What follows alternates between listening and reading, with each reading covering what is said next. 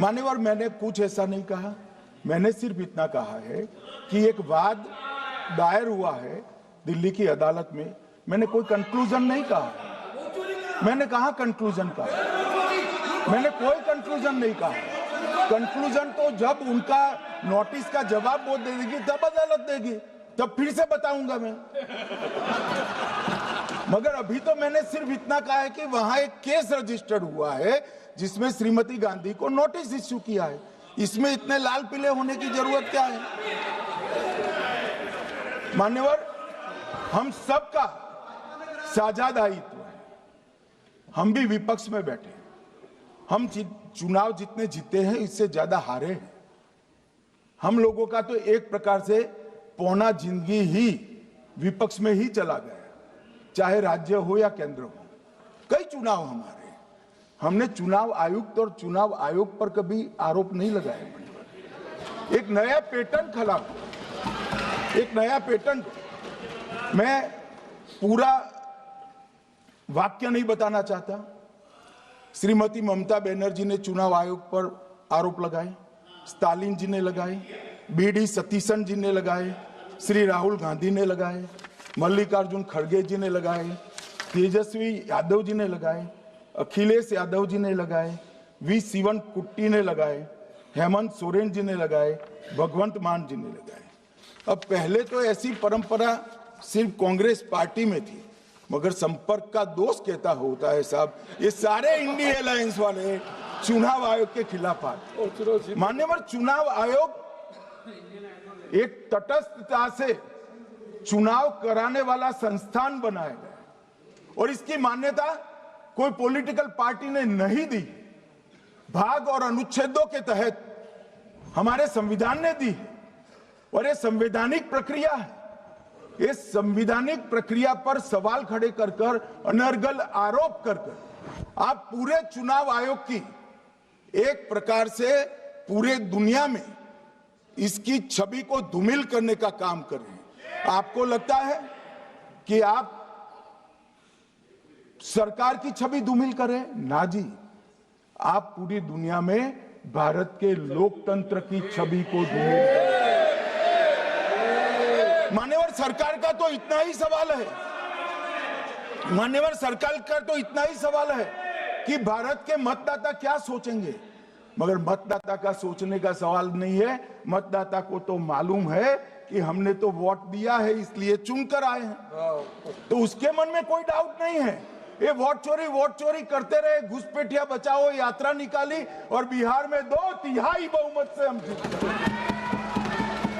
मान्यवर, ये जो नई परंपरा शुरू हुई कि देश के अंदर चुनाव न जीते तो चुनाव आयोग को बदनाम करो, चुनाव प्रक्रिया को बदनाम करो, मतदाता सूची को बदनाम करो, ये हमारे लोकतंत्र का भला नहीं करेगी। यही आयुक्त के तौर, यही सरकार के होते हुए आप कई चुनाव जीते, हम कुछ नहीं बोले, हम पार्टी में बैठकर इसकी मीमांसा की। मगर ये लोग चुनाव आयोग पर प्लीज नो, आप बैठिए, आप ठीक है बैठिए। माननीय सदस्य प्लीज प्लीज। मान्यवर, मैं थोड़ी स्पष्टता के लिए आंकड़ा देना चाहता हूं। मई 14 में श्रीमान नरेंद्र मोदी इस देश के प्रधानमंत्री बने, तब से उनको आपत्ति है। तो एनडीए क्या क्या जीती? 3 लोकसभा चुनाव हम जीते, 41 राज्यों के विधानसभा चुनाव जीते, तो हम 44 विधानसभा टोटल चुनाव जीते हैं 2024 से 25 तक। मगर वो भी 30 चुनाव जीते हैं अलग अलग विधानसभा में, 30 जगह पे। अगर मतदाता सूची करेक्ट है तो क्यों शपथ लिया, क्यों चुनाव लड़ा? आप बताइए देश की जनता को। आप लोग यहाँ कैसे पहुंचे? श्री राहुल गांधी जहां से चुनकर आए थे, वो वायनाड की मतदाता सूची में भी मेरी पार्टी ने प्रेस कॉन्फ्रेंस कर इसी प्रकार की डिस्क्रिपेंसी को बताया है। इसका जवाब नहीं देते। हमने अमेठी का भी बताया है, इसका जवाब नहीं देते हैं। मान्यवर, ये चुनाव की मतदाता सूची में जो थोड़ी बहुत गलतियां हैं, इसको उसको वो लोग मुद्दा बनाते हैं चुनाव हारने का। चुनाव हारने का कारण है नहीं, मैं अंत में बताऊंगा क्यों हारते हो चुनाव, मैं बताऊंगा मान्यवर अंत। परंतु फिर भी चलो मान ले कि मतदाता सूची ठीक नहीं है, तो गहन पुनर्निरीक्षण का मतलब ही ये है कि मतदाता सूची को सुधारने की प्रक्रिया। अब इसमें आपके बीएलए सहयोग नहीं करते हैं, आप उसका बहिष्कार का ऐलान करते हो, आपकी राज्य सरकारें जहां है वो मदद कम करती हैं, तो कैसे मतदाता सूची का शुद्धिकरण होगा? जो आपकी डिमांड है वो ही चुनाव आयोग कर रहा है। आपकी डिमांड है कि मतदाता सूची ठीक हो, वो चुनाव आयोग कर रहा है। मगर हुआ क्या है मान्यवर मालूम है?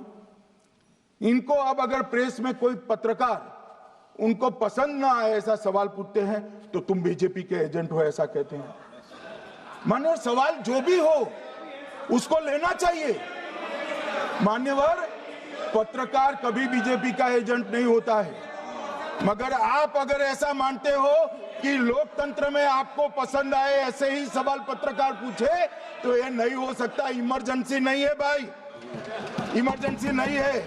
मान्यवर एक प्रेस में कोई सवाल पूछता है तो कहते हैं बीजेपी के एजेंट को, केस हारते हैं तो जज पर आरोप कर देते हैं, चुनाव हारते हैं तो ईवीएम पर आरोप करते हैं, ईवीएम की दलील अब गले नहीं उतरती तो वोट चोरी का मुद्दा लेकर आए, वोट चोरी का मुद्दा लेकर पूरा बिहार में यात्रा निकाली, फिर भी हार गए। अब हारने का कारण आपका नेतृत्व है, ये हारने का कारण ईवीएम और मतदाता सूची नहीं। और अगर ये मानते हैं मान्यवर, अगर ये मानते हैं कि इनको कोई पूछने वाला नहीं है, भगवान करे मैं गलत पड़ जाऊं, कांग्रेस के कार्यकर्ता इनका हिसाब मांगेंगे। एक दिन कांग्रेस के कार्यकर्ता इनका हिसाब मांगेंगे कि इतने चुनाव कैसे हार गए। मान्यवर कोई जज आजादी के इतने साल में नहीं हुआ है मान्यवर कि कोई जज एक जजमेंट दे तो जज के खिलाफ इंपीचमेंट लेकर आते हैं। अपनी वोट बैंक को एड्रेस करने के लिए इंपीचमेंट लेकर आते हैं मान्यवर। और ये सारे ने तो साइन कर दिया, साथ ही साथ उद्धव जी ने भी साइन कर दिया। उद्धव जी जजमेंट क्या है? एक पहाड़ी पर मान्यता है कि हाँ सबसे ऊपर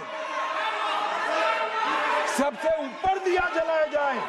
मान्यवर एक वोट बैंक को संभालने के लिए एक हाईकोर्ट के जज के सामने इंपीचमेंट लेकर आए हैं।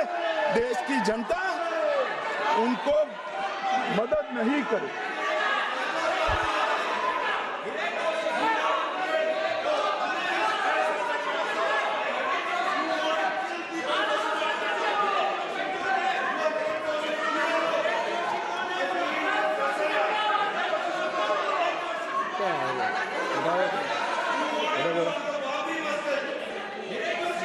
Please no. माननीय गृह मंत्री जी, गौरव जी बैठ जाइए, नया मुद्दा शुरू हो रहा है। प्लीज अरे भैया प्लीज मेरी बात सुनो ना। माननीय गृह मंत्री जी, माननीय गृह मंत्री जी, माननीय गृह मंत्री जी, नया मुद्दा शुरू हो रहा है, फिर से खड़ा होगा होना। आप बैठ जाइए प्लीज। नो नो, ये तरीका नो। मणिकम जी प्लीज बैठिए। नो, ये तरीका ठीक नहीं है। प्लीज बैठे बैठे बैठे। आपको ज्यादा समस्या है क्या हर 2 मिनट में खड़े होने की?